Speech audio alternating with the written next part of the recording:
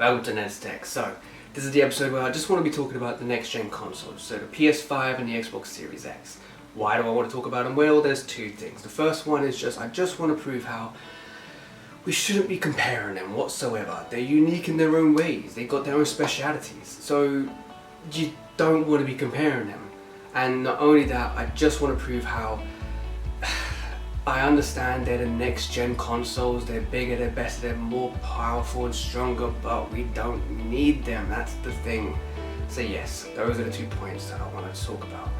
Right, the two consoles, they both have their uniqueness, okay? To put it into a nutshell, PlayStation, they are mostly focused on offline gaming, when Xbox is heavily focused on online gaming. Simple as. And how to prove it? Well, let's look into the past, shall we? So, PlayStation. I've had every PlayStation, I've had every Xbox as well. I had the PlayStation first, but I had the PlayStation first because of the games. I loved the games. The games was amazing. I'm never going to forget the games, and I've always had that excitement from them. From Spider-Man to Resident, to even God of War actually. So yeah, I've had many different games on PlayStation that I absolutely loved. So yeah.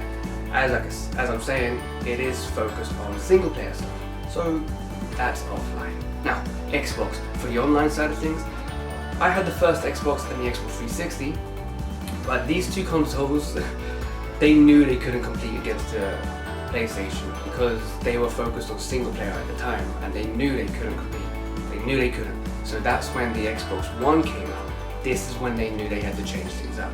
So, do you remember when the Xbox One came out and they literally said it's going to be online and it'll always be online? Fortunately, we have a product for people who aren't able to get some form of connectivity. It's called Xbox 360. Right. Everyone hated it. Everyone hated it. But now look, everyone's online. Everyone loves it. People have their consoles turned on in the background, so download and upload and updates, games, whatever, without you even needing to turn it on. We're an online community now, and that's how it works. So yes, that's what they're mostly focused on. PlayStation is offline, Xbox is online, okay? Now, how can I prove this again? Well, let's look at the actual next-gen consoles. Let's look at their specifications. I'm not going to go through the whole entire list, God no. I'm just going to point out the main three parts. That is the CPU, GPU, and the memory.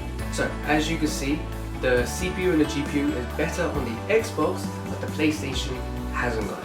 But the PlayStation is better when it comes to the memory.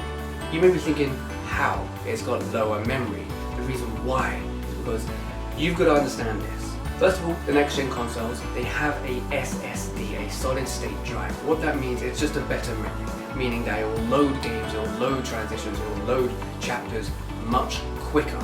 Much quicker. I mean, I'll show you the demo of them playing the Spider-Man, and literally it takes not even a second for it to boot up, basically. Literally, it's absolutely mind-blowing. But that's the thing with the PlayStation, the PS5. Their SSD, their memory, is better than the Xbox. They've added a few little tweaks, they made it even faster. And because of that, they had to sacrifice some memory. So that's why the Xbox Series X has the 1 terabyte of memory, but the PlayStation does not, and has a little bit less. So yes, but the SSD, as I said, it just loads up games faster. But loading up games, chapters, black screens, that mostly happens in single player games. You'll only get that when it comes to loading up a new chapter, going through a door. You get the point. It will only work on single player. Yes, it does work on multiplayer, but the multiplayer side of things, you have to wait until everyone's ready. Not just you, everyone. Some games, yes, you can just run in and play it and you don't even need to wait, but you have to understand.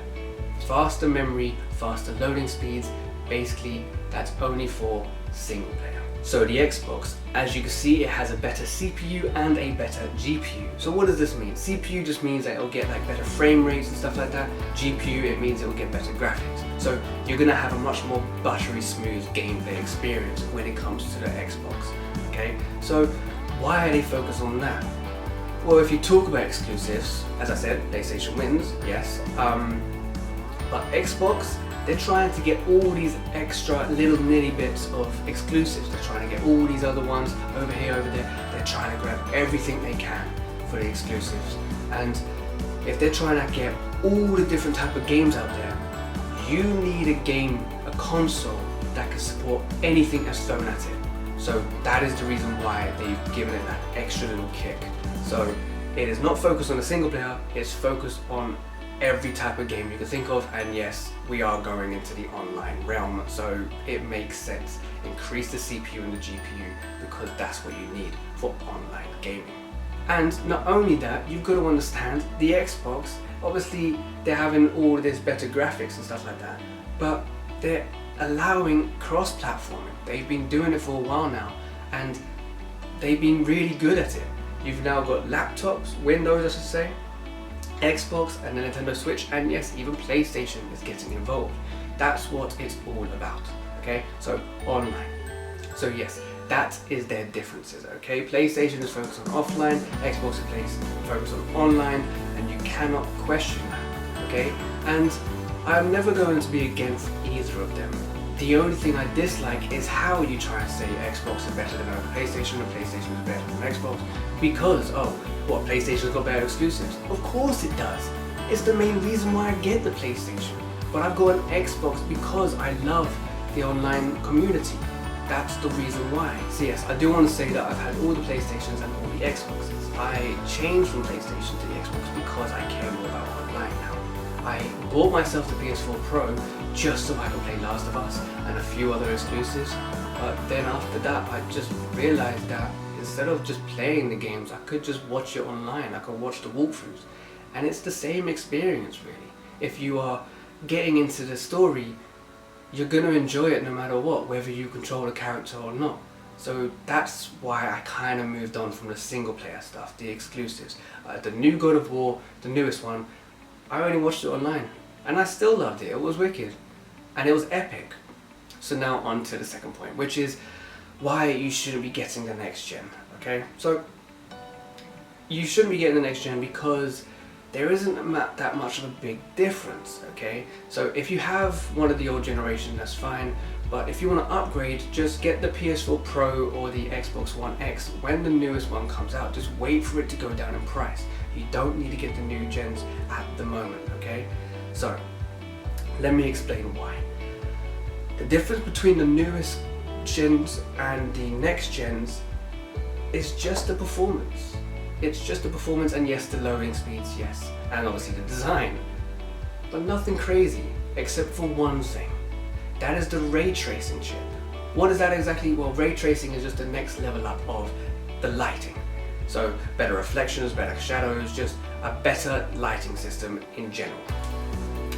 But here's the thing about ray tracing. Not all games have it compatible.